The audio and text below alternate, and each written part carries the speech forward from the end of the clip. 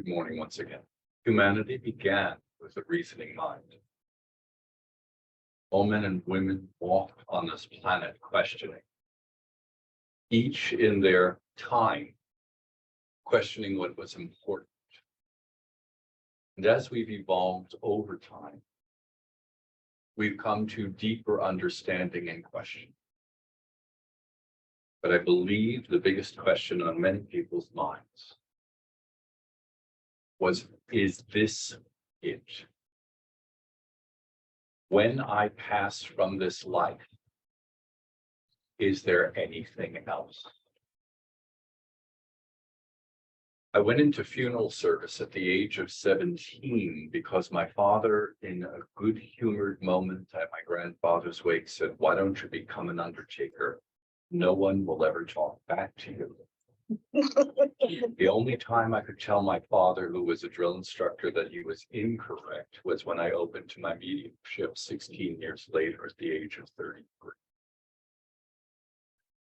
But the question that was so profound was at the age of 18, unfortunately, a girl I fell in love with in 6th grade had been killed on a motorcycle accident and was brought to the funeral home that I was working in. And I remember seeing her in the casket and wondering, where did she go? Yes, her physical body was in front of me, but everything I knew about her was not in that casket. So at the age of 18, never would I have realized 15 years later that I would get the answer. The question of our life continuing after this life and the grief felt with loss gets healed over time, but we cannot say it goes away entirely. There are moments in our lives that we can't help but feel an ache or a longing occasionally for our mom or dad if they've passed. A moment of memory about a grandparent who may have treated us so beautifully, and so that memory comes up and we have a moment where we go, ah. Or we look at a photograph of a grandmother holding her grandchild. I just saw one of me that I had never seen before. I was 6 years old and I'm in my grandmother's arms and I wept. It was beautiful because I could remember the feeling of my grandmother holding. Not about me though. I'm speaking to humanity's experience.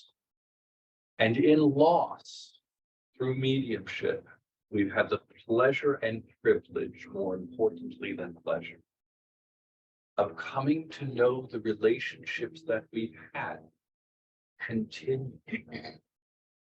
And through mediumship and the connection, we learned more about the evolution of the soul, about the relationship evolving, even though the physical relationship has changed. I don't know that humanity would have asked the same question 2,000 years ago, but the question might have been similar. What happens to us? Is this all? But in our experience with the grace of God, we learn that the people we've loved continue to live on. And at the risk of sounding corny, wait for us.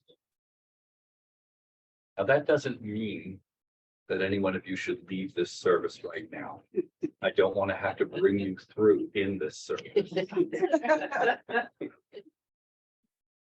But what it does is that those relatives we've known and loved will be there to greet us, to help us to acclimate to the new realm, to help us to understand who we are and who we were in relationship to them. And in moments, we will have moments of memory and laughter that will remind us of the days that we shared with them physically here. I am in no rush at the age of 58 going on 59 to run back to see Angela in the spiritual realm. I'm in no rush. I would like to be able to live to, Christine, we were talking about your friend who is 104. Right. Christina shared with me that her friend is 104 years old.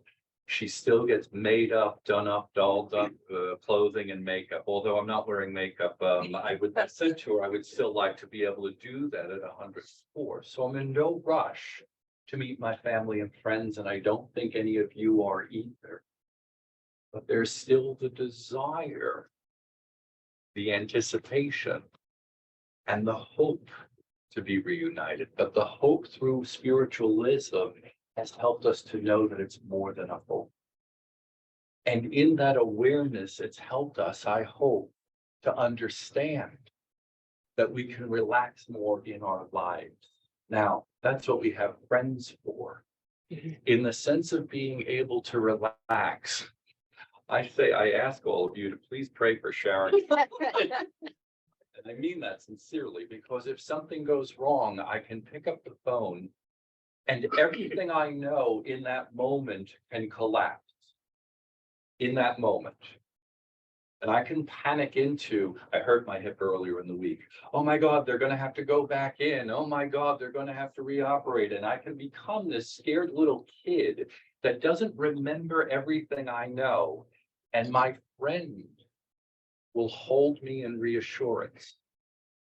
We all have friends and family that in the moments that we collapse with our knowledge and understanding can support us. But I'm here to remind you that the spiritual realm, your family and friends who have left this physical plane are also standing there supporting you, whether or not you have the awareness of them. In the moments that you are struggling with stepping forward into your life for whatever reason, I'm here to remind you that the family members you've loved stand with you and hold you just as well as the physical friends do. And when we question, is there more? There is more beyond our imagination could ever believe or understand. I've shared this story with you before, and I'll share it with you again. Some of you have heard it, some of you are new here.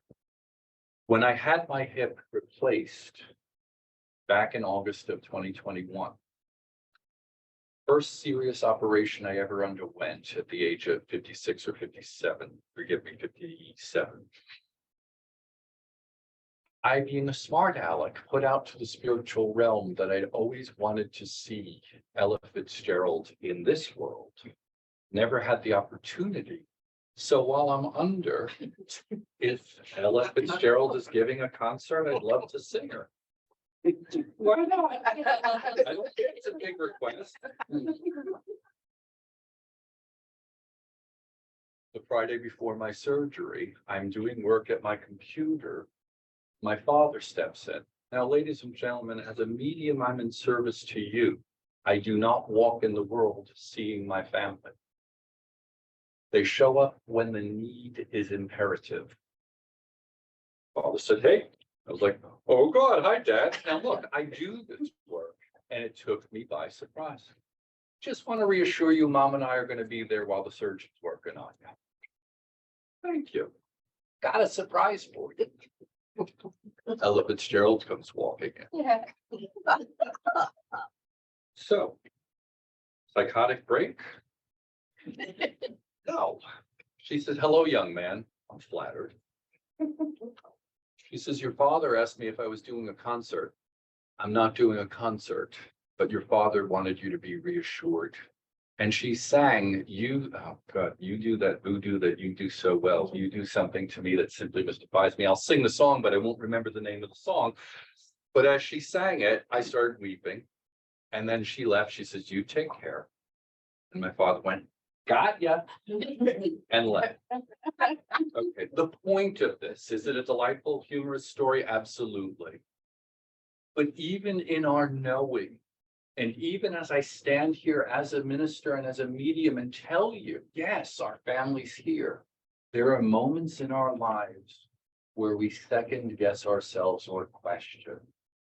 And then there are divine moments that we are reminded that all is well.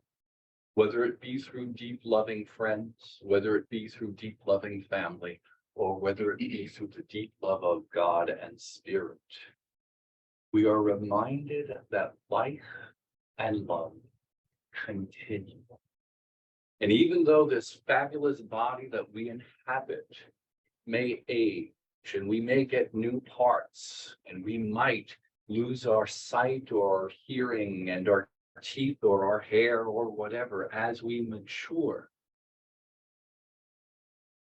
the divine expression of God that we are does not end with our physical death. And the magnificence of the love we've shared with those dear to us continues through eternity.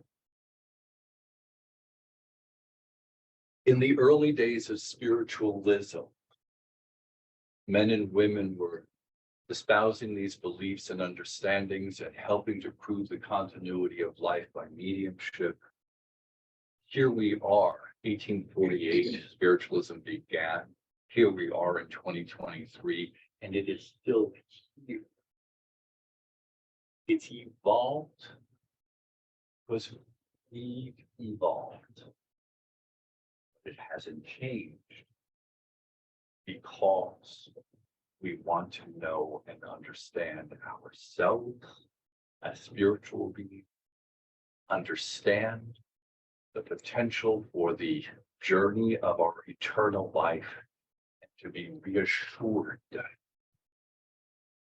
that all that we've shared and all that we are does not end with the moment of death.